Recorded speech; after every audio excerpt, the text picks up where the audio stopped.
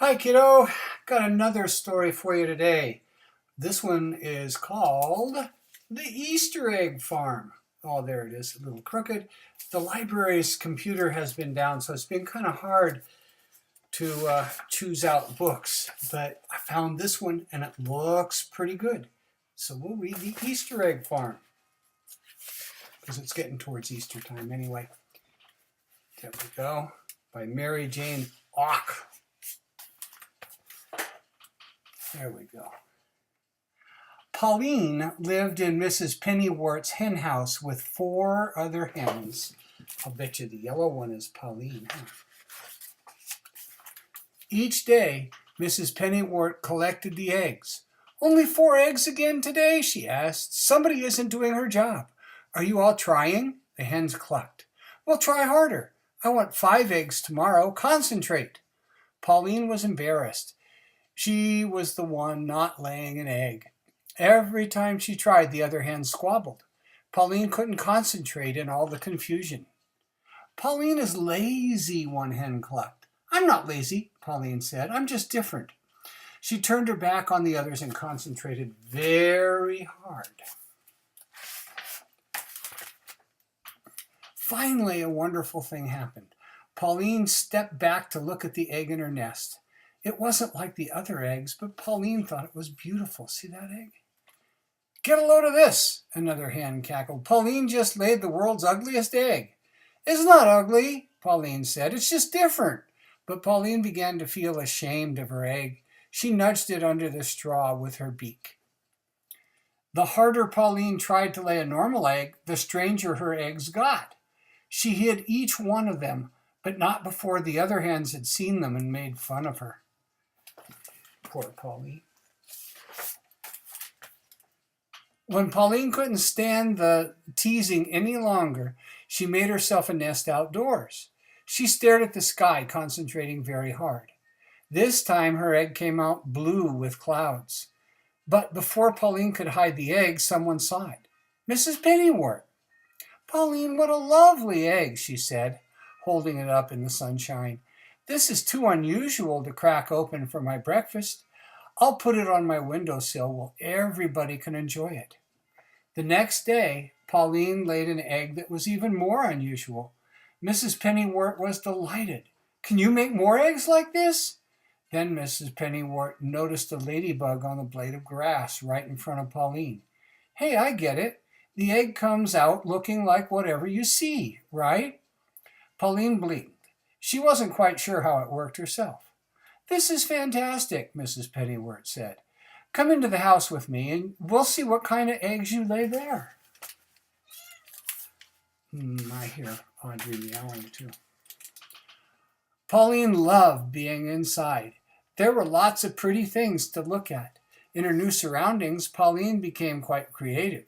Soon her unusual eggs lined the windowsills of Mrs. Pennywort's house. You see them all over here?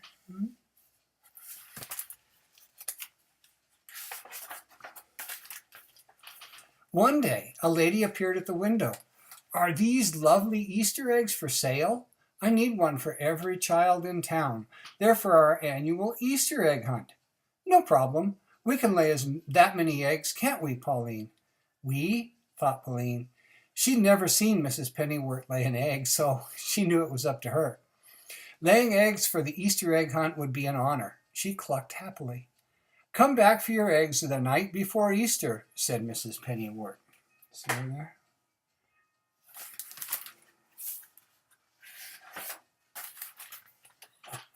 A Mona Lisa, and a starry night, and all kinds of good things. Pauline was excited. She started laying 2 eggs a day, then 3, then 4. Mrs. Pennywort began taking Pauline on field trips for inspiration. The first week, they went to the art museum. A good little story, huh? The second week, they went to the ballet. Pauline was so thrilled by the music and dancing, she laid more eggs than ever when they got home. With little ballerinas on them, huh?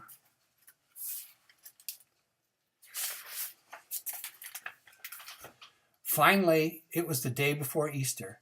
The egg lady will be here tonight, said Mrs. Pennyworth. I'd better start packing up all the eggs. She lifted an egg from the windowsill. Uh-oh, there's a crack in this shell.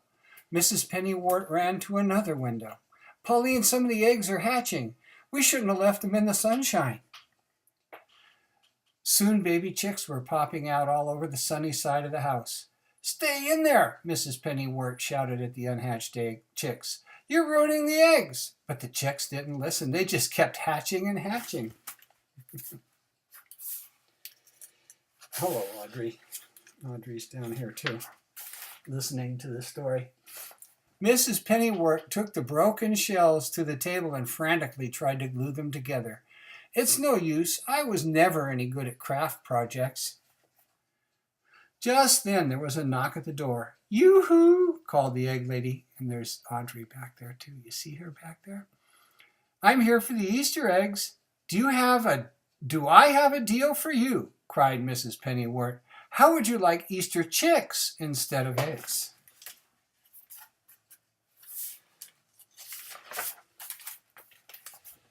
Terrific, the egg lady said as bright-colored chicks scurried around her. Easter chicks are even better than Easter eggs.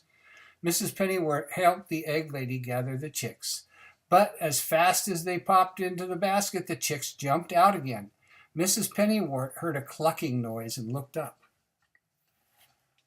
Pauline was fluffed up to twice her normal size. She spread her wings like an umbrella, protecting the chicks who raced toward her. Oh, Pauline, said Mrs. Pennyworth, of course we can't give away the chicks. They're your babies. But what about the Easter egg hunt? The egg lady asked. The eggs on the shady side of the house didn't hatch, Mrs. Pennyworth said. You can take those. Pauline kept all of her babies. She loved being a mother. Every day she took her chicks for a walk, showing them the beautiful things around the farm. See all those different colored chicks?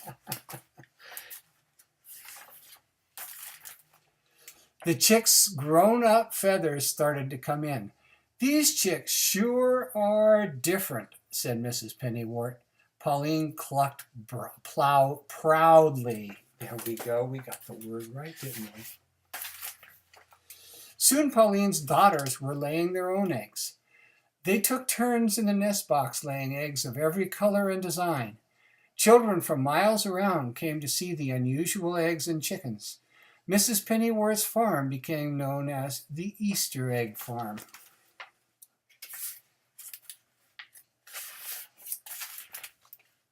Pauline still lives on the Easter Egg Farm, but she doesn't lay as many eggs as she used to. Now, whenever she feels an egg coming on, Pauline closes her eyes. She doesn't concentrate on anything. Then she lays a perfectly ordinary plain white egg just to be different. And that's the end. That was a nice little story. Yes. So, Stanley, you have a good Easter, and I hope the computer gets back on at the library soon so we can find even more Easter books. Anyway, we'll see ya. Bye-bye.